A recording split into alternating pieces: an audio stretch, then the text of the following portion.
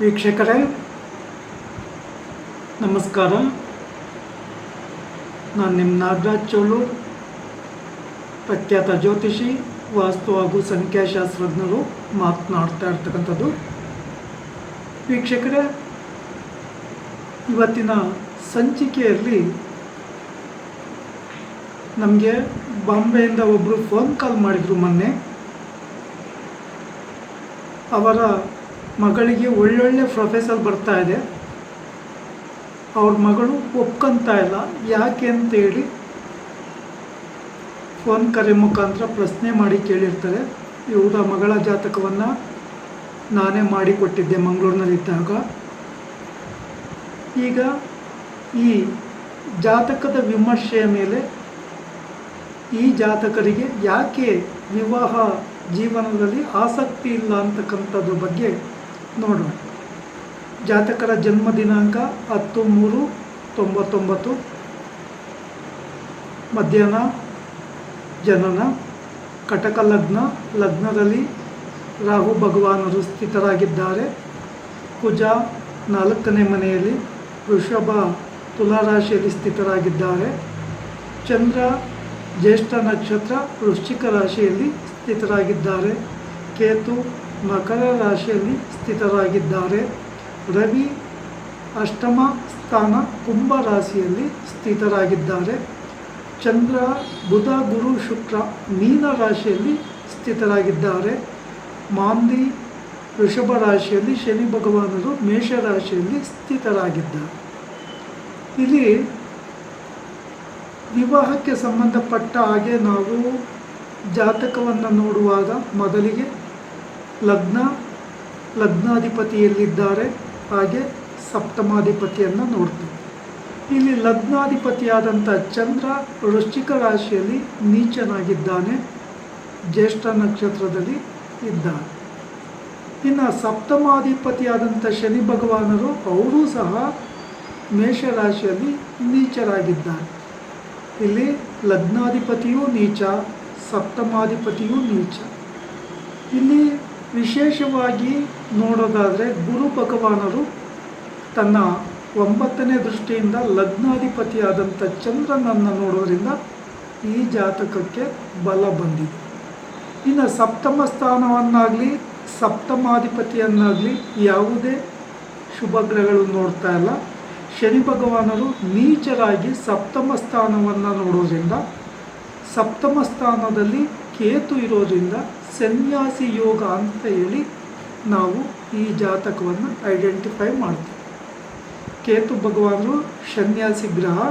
ಶನಿ ಭಗವಾನರ ದೃಷ್ಟಿ ಸಪ್ತಮಕ್ಕಿದ್ದಾಗ, ಆ ಸಪ್ತಮಾಧಿಪತಿ ನಿರ್ಬಲನಾದಾಗ ಎಂತಹ ಗುಣಮಟ್ಟದ ಉತ್ತಮ ವರ ಬಂದರೂ ಸಹ ಆ ಕನ್ಯೆಗೆ ಇಷ್ಟ ಆಗೋದಿಲ್ಲ. ಇವರ ಮಗಳಿಗೆ ತುಂಬ ದೊಡ್ಡದಾದಂಥ ಒಳ್ಳೊಳ್ಳೆ ಪ್ರೊಫೆಸರ್ ಬರ್ತಾ ಇದ್ದಾವೆ, ಮದುವೆಗೆ ಒಪ್ಕೊತಾ ಇಲ್ಲ. ಇಲ್ಲಿ ಇವರಿಗೆ 2031 ಮೇವರೆಗೆ ಶುಕ್ರ ದಶೆ ನಡೀತಾ ಇದೆ. ಈ ಜಾತಕಕ್ಕೆ 4 ಮತ್ತು 11ನೇ ಅಧಿಪತಿಯಾದಂಥ ಶುಕ್ರ ಮೀನ ರಾಶಿಯಲ್ಲಿ ಉಚ್ಚನಾಗಿ ಭಾಗ್ಯಸ್ಥಾನದಲ್ಲಿ ಇರೋದ್ರಿಂದ ಉತ್ತಮ ಮಟ್ಟದ ಒಳ್ಳೆಯ ಪ್ರೊಫೆಸರ್ಗಳು ಇವ್ರಿಗೆ ಬರ್ತಾರೆ.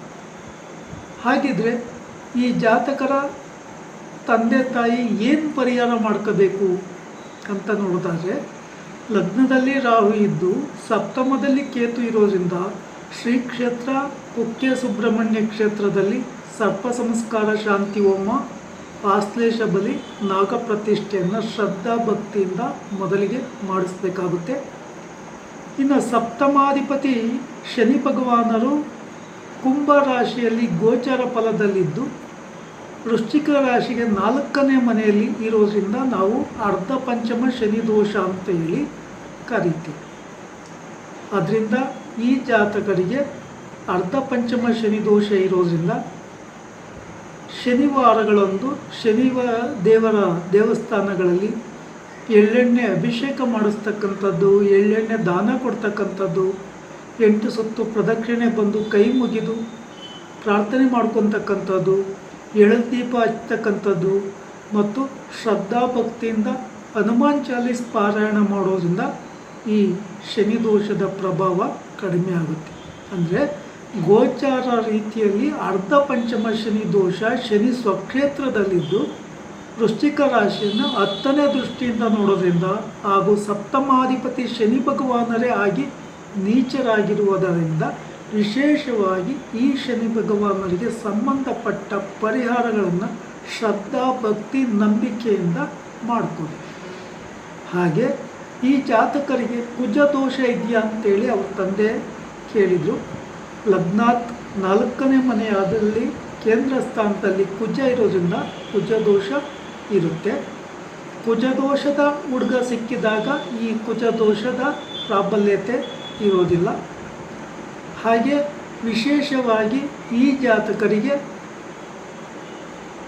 ಈಗ ಗುರುಬಲ ಇರೋದ್ರಿಂದ ವಿವಾಹಕ್ಕೆ ಒಳ್ಳೆಯ ಸಮಯ ಇದೆ. ಏಪ್ರಿಲ್ವರೆಗೂ ಶುಭಪ್ರದವಾಗಿದೆ. ಸಂಬಂಧಪಟ್ಟ ಪರಿಹಾರಗಳನ್ನು ಶಾಸ್ತ್ರೋಕ್ತವಾಗಿ ಶ್ರದ್ಧಾಭಕ್ತಿಯಿಂದ ಮಾಡಿಕೊಂಡಾಗ ಈ ದೋಷದ ಪ್ರಾಬಲ್ಯತೆ ಕಡಿಮೆ ಆದಾಗ ಇವರ ಮಗಳಿಗೆ ಮದುವೆ ಆಗ್ತಕ್ಕಂಥ ಮನಸ್ಸು ಬರ್ತದೆ. ಇವರ ಮಗಳದು ನೇರ ಸ್ವಭಾವ, ನೇರ ವ್ಯಕ್ತಿತ್ವ, ಲಗ್ನಾತ್ 4ರಲ್ಲಿ ಕೇಂದ್ರ ಇರೋದ್ರಿಂದ, ಕೇಂದ್ರ ಸ್ಥಾನದಲ್ಲಿ ಕುಜ ಇರೋದ್ರಿಂದ ಇದ್ದ ಹಾಗೆ ಹೇಳ್ತಕ್ಕಂಥ ಒಂದು ಮನೋಭಾವ.